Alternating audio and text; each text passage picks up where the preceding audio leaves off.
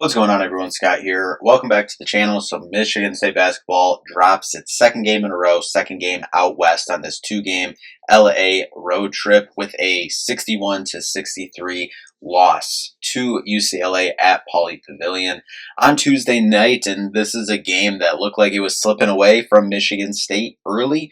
Was a 7-point game at halftime, but then Michigan State able to win the second half by 5, obviously coming up 2 points short here, and really played like the better team for pretty much the whole second half, except really can say the last like 40 seconds, 45 seconds or so of the game, which is very frustrating, but we're going to get into it a little bit here. But first, before we do jump in, if you could just hit that like and subscribe button down there. More Michigan State basketball content on the channel, so make sure you subscribe so you don't miss a video. So really just kind of starting here with UCLA. In the first half, it was really Sky Clark. I think he had 12 of his 14 in the first half, but overall did not have a good shooting night. Overall, 3 for 10 from the field, 2 for 8 overall from 3. But got to the free throw line, 6 for 7 there. In the second half, and Tyler Bideau, I forget how they were saying it on the broadcast, but he had 13 points and 4 rebounds as well. But really came down to Eric Daly Jr. hitting the game winner with about, I think it was like 7 seconds left. He finished with 9 and 5. I mean, I guess that last possession, it was a defense or a decent defense possession. Gave Cohen a chance to come in, kind of second effort there and get the block, but just didn't get it. And that's tough way to end the game. But flipping it over to Michigan State side, listen, I'm just going to start out. I do not want any Jayne slander for missing that last shot. I mean, yes, I understand coming into the year, he's supposed to be the go-to guy, the go-to scorer, senior Jayne Akins. And yes, he had a bad possession on Saturday to end the game. And then here today, he missed the final shot, the 3 that would have gave Michigan State the win. And it was a pretty good look overall. And yes, he struggled with his shot, for most of this year, but he's your only guy in double figures in this game. 15 points, had 4 rebounds as well. 6 for 14 from the field, 3 for 7 from 3. He is the only guy with more than 6 shots on the team. But Jace Richardson, he struggled with his shot tonight. In 16 minutes, he was 0 for 6 from the field, 0 for 3 from 3. He got his 4 points from the free throw line, 4 for 4 there. But overall, and he did get a little bit banged up there in the second half, running into Xavier Booker there. But overall, Jaden Akins was your only source of offense for the most part. Jackson Kohler had a good second half, had 0 in the first half, but had 8 points in the second half, 3 for 5 from the field. Had that bad last possession as well. And I know a lot of people were complaining about the play call. I don't mind the play call. I mean, besides Jaden Akins on offense, I want you to ask yourself, and maybe this is a problem.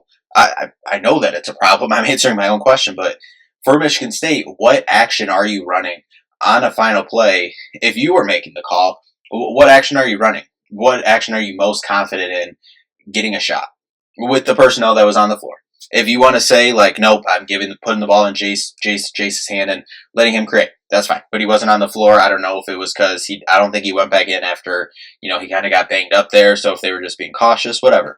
But with the players that we had on the floor, what action are you running? In my opinion, my first option would probably be what's the most consistent scoring option. Probably just the Jaden Akins, maybe a little bit of action, maybe a pick, whether he uses it or redirects it, whatever he does, but getting to the basket, finishing at the rim. That's what he has done, throughout his career, but really consistently this year when Michigan State needs a bucket. He's done that pretty well. I'd say that's a pretty consistent shot for Michigan State. What's the second most consistent option for Michigan State on offense? It's probably a Jackson Kohler post-up. Now, he hasn't been getting a lot of usage on those shots and those touches over the last, quarter of the season, really since, kind of mid-December. Hasn't had the same usage, rate there that he's had at the beginning of the season in terms of volume and shot attempts and scoring in the box score. But I'd say, that's a pretty good spot that you want to be in for Michigan State, to dump the ball down to Jackson Kohler and let him go to work at what he does best. Post-ups, post moves, spins, whatever. Yes, when he made that second effort, got the rebound, I think if he would have passed that thing back out to Jeremy Fears, could have reset the play. They could have set something back up. They also had another timeout in the books. They could have taken another timeout, set something up, but he didn't. It happens. It is what it is there. But sucks that it ended like that. But really across the board, I mean, Jackson only played 13 minutes. Simone Zapala only played 10 minutes, and really we're getting to that point that I'm not gonna make comparisons because I think that he's played better. But I mean, we're getting to some points where it's seems like we're starting Simone for the first couple minutes of the game or first couple minutes of the second half, and then it's just that immediate yank. Carson's coming in. Carson played 30 minutes today, and he had to, with UCLA's big guy down there. Yeah, tough there. Xavier Booker, okay, in 14 minutes, 6 points, had 3 rebounds. Cohen Card, 6 points, only 2 boards though, and obviously was involved in that last defensive possession there, but I mean, overall, Jeremy Fears, 27 minutes, 6 points, 5 of 6, 6 rebounds. I think he played really well. Those 3 turnovers do suck, though. However, 3 turnovers from Jax as well. Overall, for Michigan State, while we're on the turnovers, that is the sole reason that you lost this game. The turnovers in this game, 16 for Michigan State, 3 for UCLA. You cut that thing down to 12, you win this game. Even if you don't score on every possession, you probably feel comfortable about winning this game by at least 2 scores, 4 or 5 points, something like that. But overall, that's now back-to-back games. This West Coast trip really struggling from the field, about 38% from the field, 23% from 3, 5 for 22 overall, and it's not like UCLA shot it a lot better. They were 7 for 28 for 25%. Free throws, 16 for 19, better than they were against USC, but still a couple points left there on the board. 3 points, you hit all those free throws, you win this game.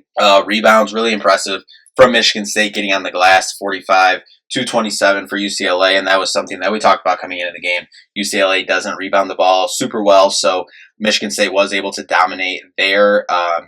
And that was a surprising note from the USC game that they weren't able to rebound it as well as we thought they could coming into this game. So they did clean that portion up. But overall, I mean, 26 points in the paint for Michigan State, UCLA 22, but only getting out fast break points, only 9 points for Michigan State in the fast break to 3 when Michigan State is up averaging about 18 fast breaks a game. So UCLA did a good job there. And at the end of the day, it comes down to those turnovers. You're not winning any game, especially not a Big Ten road game against whoever in the Big Ten. I think UCLA is a good team in the Big Ten this year, top 4 or 5 team in the Big Ten conference this year, but you're not winning a game against the 18th place team in the Big Ten, turning the ball over 16 times on the road. So it's a tough way for this road trip to end, but now you fall to second place in the Big Ten with Purdue winning tonight. So Purdue moving to 10-2 in the conference. You're still at 9-2, so about a half a game back, 18-4 overall on the season. The opportunities are ahead. You got Oregon coming to town on Saturday. Have to get back, readjust over the next couple days, fix a lot of things, and it's they fixed the rebounding thing from the kind of one game USC thing, not rebounding as well as they should have. And now it's the shooting, which has been a problem all year. And just some little things. Turnovers have got to be better, but got a big opportunity again on Saturday against Oregon. Then you got Indiana coming to town next Tuesday. So a really interesting spot for Michigan State. Opportunity to bounce back here going forward. And I'm excited to see, again, how they respond to a little bit of adversity and hope that Michigan State doesn't turn this into their usual, a February 3-game losing streak here, but then they close the season out. We'd love for us to close the season out strong, but if we're trying to hang a banner, let's not let these 2 losses linger and get to 3 or, whatever. I think the race here at the top of the Big Ten is too close, and Purdue is really coming on strong. So if we're really shooting for that, which this team is shooting for a Big Ten title, got to clean this up, got to get a win on Saturday against Oregon, get this thing rolling back in the right direction. So anyway, tough loss for Michigan State after winning 13 in a row, losing back-to-back on this LA trip. But anyway, that'll do it for this one. Thank you all so much for watching. We'll see you in the next one. Peace out.